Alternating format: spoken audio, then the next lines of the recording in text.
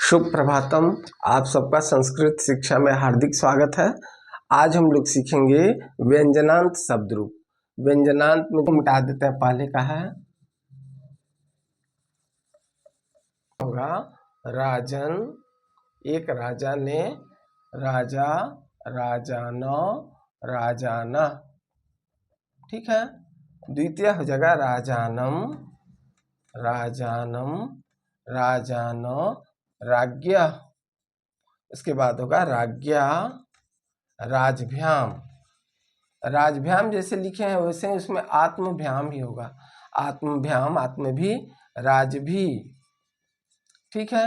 उसके बाद होगा राज्ञे, राज्ञे, राजभ्याम, राजभ्य, आत्मभ्य। उसके बाद है राज्ञ, राजभ्याम, राजभ्य, राज्ञ, राज्ञो, राज्ञाम। ठीक है। राज्ञी, राज्ञी लिखिए या राजनी लिखिए, दोनों सही है।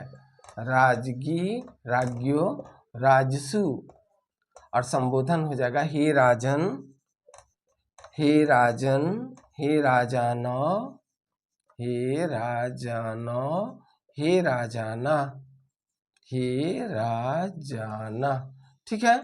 राजन, राजा, राजा हो जाएगा यहाँ।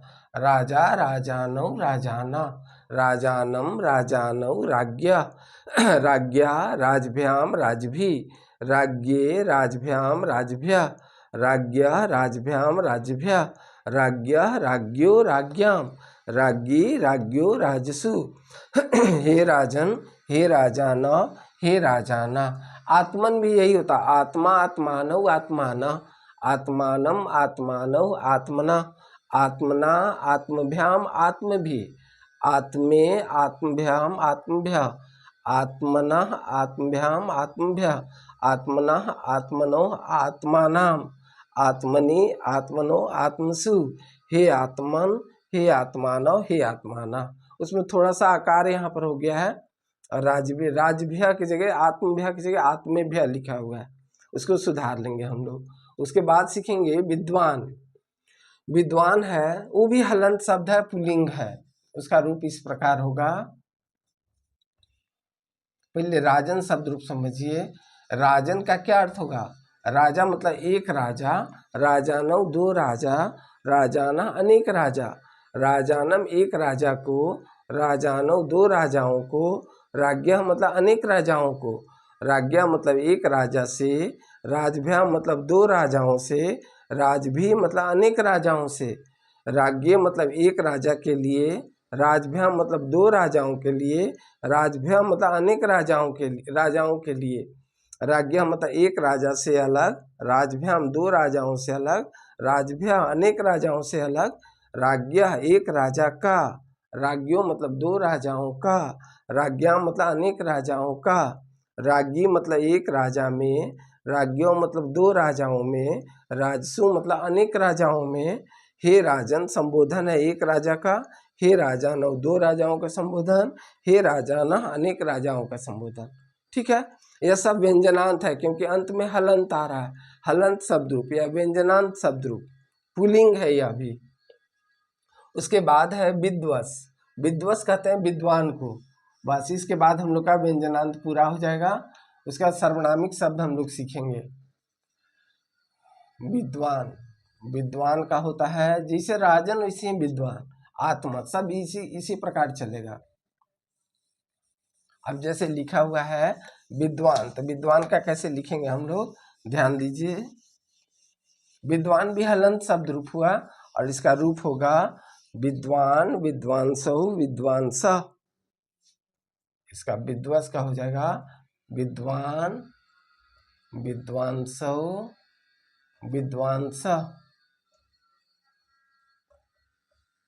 विद्वान, विद्वांसौ, विद्वांस, विद्वांसम, विद्वांसौ, विदुषा। ठीक है। तृतीय हो जाएगा विदुषा, विदुषा, विद्वद्भ्याम, विद्वद्भी, विद्वद्भी,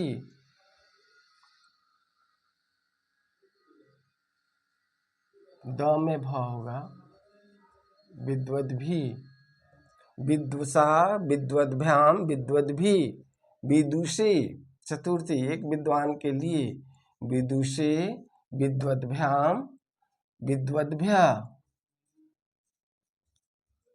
ठीक, ऐसे तोड़ के लिख दिए, विदुषा, विद्वद्भ्याम, विद्वद्भ्या, विदुषा, विदुषो, विदुषाम, विदुषी, विदुषो, विद्वत्सु, विदुषी, विद्वषो, विदुषो, विदुषी, विदुषो, सप्तमी हो जाएगा, विदुषु, विदुषो, विद्वत्सु, विदुषु। इसमें श्याम में अंगे ओस आम, अंगसी ओस सुप है, सु लगना है, विद्वत्सु, विद्वत्सु। ठीक है, हे विद्वान, हे विद्वान, हे विद्वांसो, हे विद्वांस। ठीक है, अब इसको ध्यान से देखिए, विद्वान, विद्वांसो, विद्वांस, विद्वांसम, विद्वांसो, विदुषा, विदुषा, विद्वद्भ्याम, विद्वद्भी। इसको द हलंत भ अलग भी लिखिए, एक साथ लिखिए, विदुषे, विद्वद्भ्याम, विद्वद्भ्या, विदुषा, विद्वद्भ्याम, विद्वद्भ्या, विदुषा, विदुषो, विदुषाम, विदुषी, विदुषो, विद्वत्सु। हे विद्वान, हे विद्वांसो, हे विद्वांसा। अब इसका सबका अलग अलग अर्थ होगा। विद्वान मतलब एक राजा ने, विद्वांस मतलब एक राजा को, विदुषा मतलब एक राजा से, विदुषे मतलब एक राजा के लिए, विदुषा मतलब एक राजा से अलग, विदुषा मतलब राजा से, विद्वान से, विद्वान का की, विदुषी विद्वान में। ठीक है ना। तो इस प्रकार हम लोग आज व्यंजनांत में क्या क्या सीखे, आत्मन, राजन और विद्वस। एक है सर्वनामिक शब्द, वो भी व्यंजनांत में ही आएगा, वो है भवत। भगवान लिखिए भगवत या भवत लिखिए, इसका रूप एक जैसा चलेगा। अभी हम लोग भवत एक और लिख लेते हैं, उसके बाद हम लोग सर्वनामिक शब्द रूप सीखेंगे। इसको नोट कर लीजिए, विद्वान शब्द रूप। अब हम लोग लिखेंगे भवत शब्द रूप, सर्वनामिक शब्द है भवत। ठीक, भवत मतलब होता है आप। भवत का क्या अर्थ होता है, आप, आदर के साथ बोला जाता है। लेकिन इसमें भवत में भी ती तो अंति ही लगता है, इसमें असी नहीं लगेगा। तुम पठसी हो सकता है, लेकिन भवत पठती होगा, पठसी नहीं होगा। इसका रूप हम लोग लिखते हैं अभी।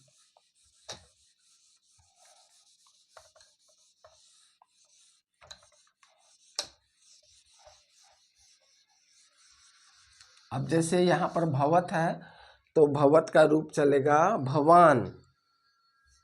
भवान मतलब आप, भवंतौ आप दोनों, भवान पठती, भवान गच्छति आप जाते हैं, आप दोनों जाते हैं। भवान भवंतौ गच्छता, भवंतम गच्छन्ति, भवान भवंतौ भवन्तः, भवंतम द्वितीय में हो जाएगा आपको, भवंतम भवंतौ भवतः।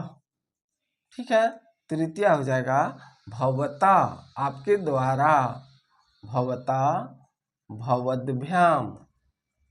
ठीक है, द हो गया संधि होने से, भवता भवद्भ्याम भवद्भी।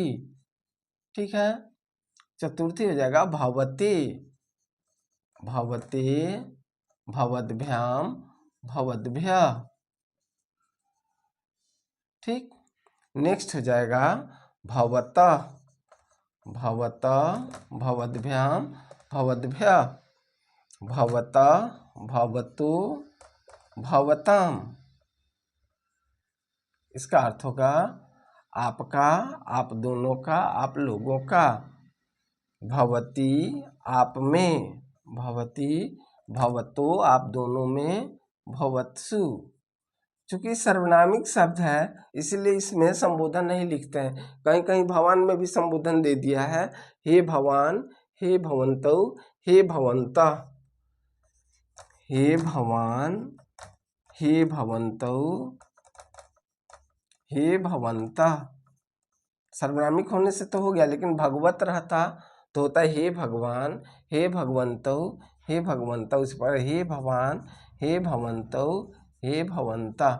इस प्रकार यह सर्वनाम का भी हो गया और भगवत का भी इसी प्रकार चलेगा। भगवत का हो जाएगा भगवान, भगवन्तौ, भगवन्तः। ठीक है, अभी आप लोग इसको नोट कीजिए। इसके बाद हम लोग सीखेंगे सर्वनामिक शब्द रूप।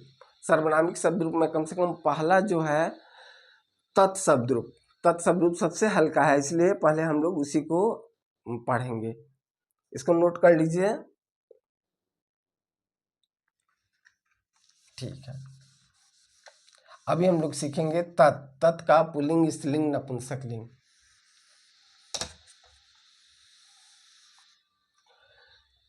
तत् शब्द रूप जो होता है, तत् का अर्थ होता है वह। ठीक है, ये सर्वनामिक शब्द है और इसमें हम लोग लिखेंगे पुल्लिंग शब्द रूप। तत्पुल्लिंग शब्द रूप।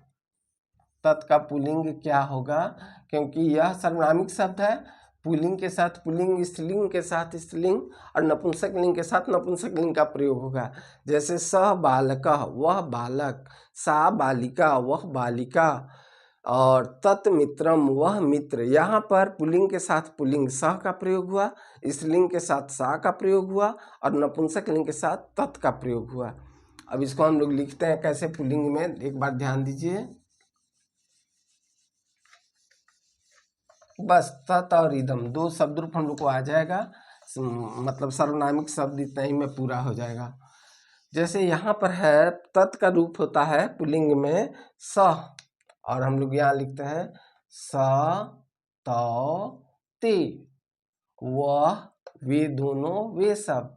सह तौ ते, तम तौ तान, तम तौ तान, उन सबको, उसको, तेन ताभ्याम तै, इसमें हो जाएगा उसके द्वारा, चाहे उससे, उन दोनों से, उन सब से। चतुर्थी होगा पुल्लिंग में तस्मै, तस्मै ताभ्याम तेभ्य। ठीक है, उसके बाद पंचमी हो जाएगा तस्मात् ताभ्याम तेभ्य, उससे अलग, उन दोनों से अलग, उन सब से अलग। षष्ठी हो जाएगा तस्य मतलब उसका, तयो मतलब उन दोनों का, तेषाम मतलब उन सब का, तस्य तयो तेषाम। सप्तमी हो जाएगा तस्मीन, उसमें, तयो उन दोनों में, तेषु उन सब में। इसका संबोधन नहीं होता है सर्वनामिक शब्द का, मूल सर्वनामिक शब्द का, इसलिए हम लोग सप्तमी तक ही रखते हैं। इसको कैसे पढ़ेंगे, हल्का भी है, तुरंत याद हो जाएगा। स तौ ते, तम तौ तान, तेन ताभ्याम तै, तस्मै ताभ्याम तेभ्य, तस्मात् ताभ्याम तेभ्य, तस्य तयो तेषाम, तस्मिन् तयो तेषु। तो इस प्रकार पुल्लिंग हम लोग सीखे। अब जैसे कहना हो सह बालका, यहाँ पर सह बालिका नहीं लिखेंगे क्योंकि यह पुल्लिंग है बालक, तो बालक के साथ सर्वनामिक विशेषण स होगा। तम बालकम, उस बालक को, तेन बालकेन, उस बालक से, तस्मई बालका, उस बालक के लिए, तस्मात् बालकात्, उस बालक से अलग, तस्य बालकस्य, उस बालक का, तस्मिन् बालके, उस बालक में, ऐसे अर्थ बदलेगा। ठीक है, इसको नोट कर लीजिए।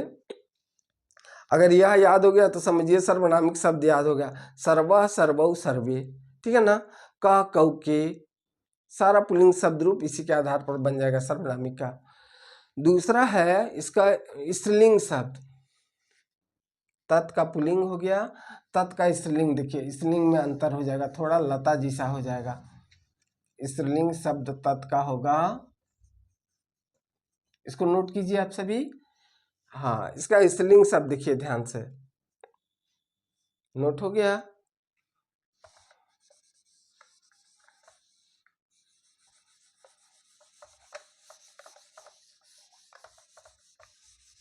इसका स्त्रीलिंग शब्द होगा सा ते ता।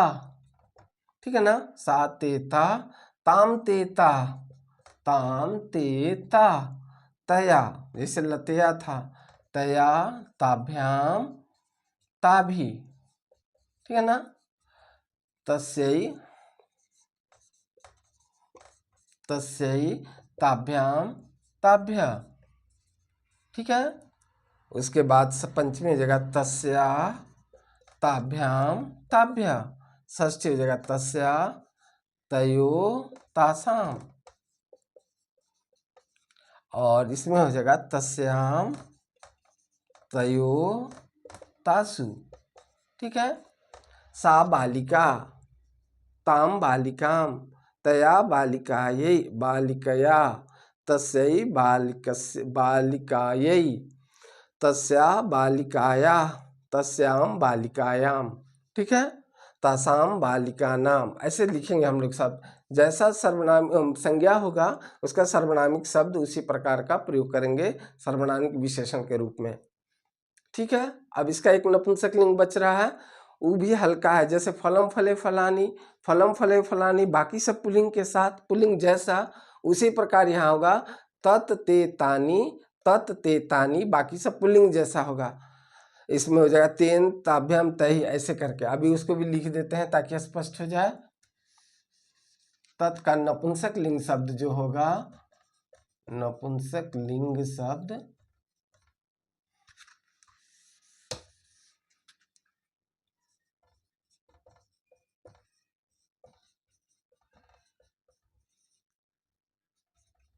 हाँ, इसमें हम लोग कैसे प्रयोग करें इसको नोट कर लीजिए पहले पुल्लिंग का, तब हम लोग नपुंसक लिंग शब्द का लिखेंगे।